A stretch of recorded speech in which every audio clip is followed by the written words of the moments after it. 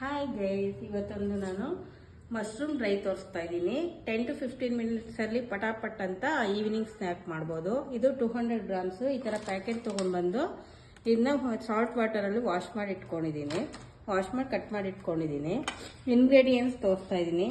ಇದು ಮೈದಾ, ಇದು ಕಾರ್ನ್ಫ್ಲೋರ್, ಇದು ಚಿಲ್ಲಿ ಪೌಡರ್, ಇದು ಗಿಂಗರ್ ಗಾರ್ಲಿಕ್ ಪೇಸ್ಟ್, ಇದು ಜೀರಾ, ಇದು ಟೇಸ್ಟ್ಗೆ ಸಾಲ್ಟು, ಇದು ಧನಿಯಾ ಪೌಡರ್.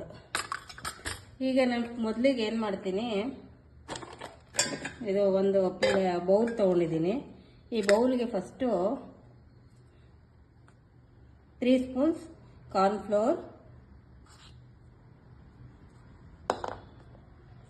3 ಸ್ಪೂನ್ಸ್ ಮೈದಾ ಆದರೂ ಹಾಕೋಬೋದು, ಇಲ್ಲ ಅಂದರೆ ರೈಸ್ ಫ್ಲೋರ್ ಆದರೂ ಹಾಕ್ಬೋದು, ಪ್ರಾಬ್ಲಮ್ ಏನಿಲ್ಲ.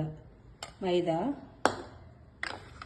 ಇದು ಸ್ವಲ್ಪ 1 ಸ್ಪೂನ್ ಖಾರಕ್ಕೆ ತಕ್ಕಂತೆ ಚಿಲ್ಲಿ ಪೌಡರ್, ಧನಿಯಾ ಪೌಡರ್, ಸ್ವಲ್ಪ ಧನಿಯಾ ಪೌಡರ್, ಸ್ವಲ್ಪ ಜೀರಾ ಪೌಡರ್, ಟೇಸ್ಟಿಗೆ ಸ್ವಲ್ಪ ಸಾಲ್ಟ್, ಮತ್ತು ಗಿಂಗರ್ ಗಾರ್ಲಿಕ್ ಪೇಸ್ಟ್, ಸ್ವಲ್ಪ ಗಿಂಗರ್ ಗಾರ್ಲಿಕ್ ಪೇಸ್ಟ್. ಇದನ್ನು ಕ್ಲೀನಾಗಿ ಫಸ್ಟು ಈ ಪೌಡರ್ ಜೊತೆನೇ ಮಿಕ್ಸ್ ಮಾಡ್ಕೋಬೇಕು. ಫಸ್ಟು ಡ್ರೈ ಆಗೇ ಮಿಕ್ಸ್ ಮಾಡ್ಕೋಬೇಕು. ಇದೆಲ್ಲ ಮಿಕ್ಸ್ ಆಗಿದ ತಕ್ಷಣ ನಮಗೆ ಎಷ್ಟಕ್ಕೆ ಬೇಕು, ಯಾವ ಇದಕ್ಕೆ ಬೇಕು ಆ ಥರ ಮಿಕ್ಸ್ ಮಾಡ್ಕೋಬೇಕು. ಸ್ವಲ್ಪನೇ ನೀರು ಹಾಕ್ಕೊಂಡು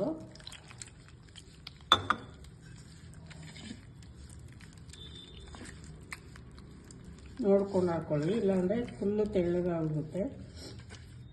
ತೆಳ್ಳಗಾದ್ರೂ ಪರವಾಗಿಲ್ಲ, ಸ್ವಲ್ಪ ಬೇಕು ಅಂದರೆ ನಿಮ್ಗೆ ತಕ್ಕಂತೆ ಅಡ್ಜಸ್ಟ್ ಮಾಡ್ಕೊಳ್ಳೋದು. ಚಿಲ್ಲಿ ಪೌಡರು ಅಷ್ಟೇ, ಬೇಕು ಅಂದರೆ ಇನ್ನು ಸ್ವಲ್ಪ ಚಿಲ್ಲಿ ಪೌಡರ್ ಹಾಕ್ಕೊಳ್ಳಿ. ನಮ್ಮ ಮಗಳಿಗೆ ಸ್ವಲ್ಪ ಖಾರ ತುಂಬ ಇಷ್ಟ, ಅದಕ್ಕೆ ನಾನು ಇನ್ನು ಸ್ವಲ್ಪ ಚಿಲ್ಲಿ ಪೌಡರ್ ಹಾಕ್ಕೊತಾ ಇದ್ದೀನಿ.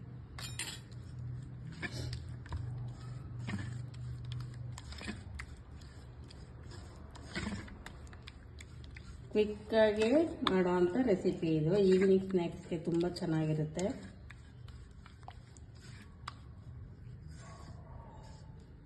ಆಯಿತು, ಇದು ರೆಡಿಯಾಗಿದೆ.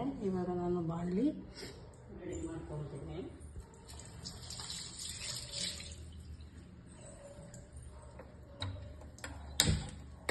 ಬಾಣಲಿ ರೆಡಿ ಮಾಡ್ಕೊತೀನಿ.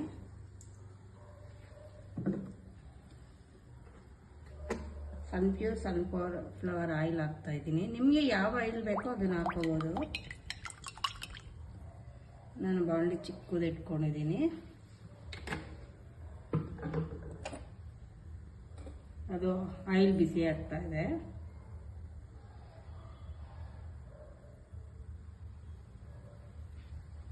ಅಷ್ಟೊಂದು ನಾನು ಗೋಬಿನೆಲ್ಲ ಸ್ವಲ್ಪ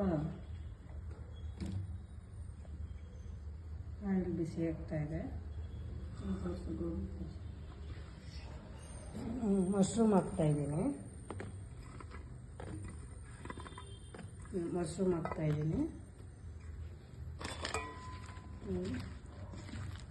ಮಶ್ರೂಮ್ನ ಮಿಕ್ಸ್ ಮಾಡಿಕೊಂಡು ಕ್ಲೀನಾಗಿ ಮಿಕ್ಸ್ ಮಾಡ್ಕೊಳ್ಳಿ, ಎಲ್ಲ ಕಡೆ ಸ್ಪ್ರೆಡ್ ಆಗೋ ಥರ. 200 ಗ್ರಾಮ್ ಮಶ್ರೂಮ್ ಫುಲ್ ಹಾಕ್ಬಿಟ್ಟಿದ್ದೀನಿ ನಾನು. ನೀವು ಬೇಕಂದರೆ ಸ್ವಲ್ಪ ಹಾಕ್ಕೊಳ್ಳಿ, ಪ್ರಾಬ್ಲಮ್ ಏನಿಲ್ಲ.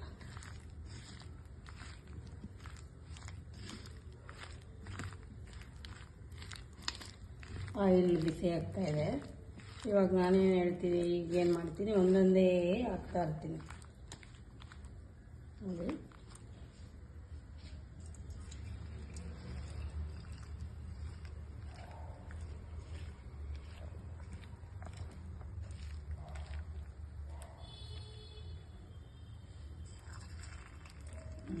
ಆಯಿಲ್ ಕಾಯ್ತಾ ಇದೆ.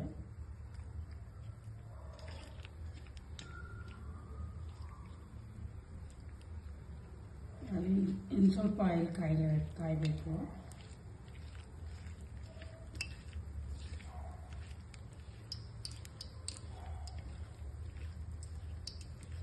ಇವಾಗ ಸ್ವಲ್ಪ ಕಾಯ್ದಿದೆ ನೋಡಿ.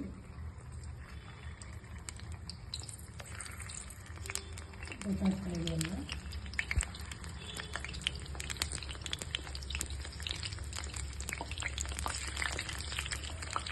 ಸ್ವಲ್ಪ ಫ್ಲೇಮ್ ಕಡಿಮೆ ಮಾಡ್ಕೊಳ್ಳಿ, ಮೀಡಿಯಮ್ ಫ್ಲೇಮ್ನಲ್ಲಿ ಮಾಡಿ. ಯಾಕೆಂದರೆ ಇಲ್ಲಾಂದರೆ ಫುಲ್ಲು ಬ್ಲ್ಯಾಕ್ ಆಗುತ್ತೆ ಬಾಯ್ಲ್ ಆದರೆ. ಬಾಯ್ಲ್ ಆಗ್ತಾಯಿದೆ 2 ಮಿನಿಟ್ಸು.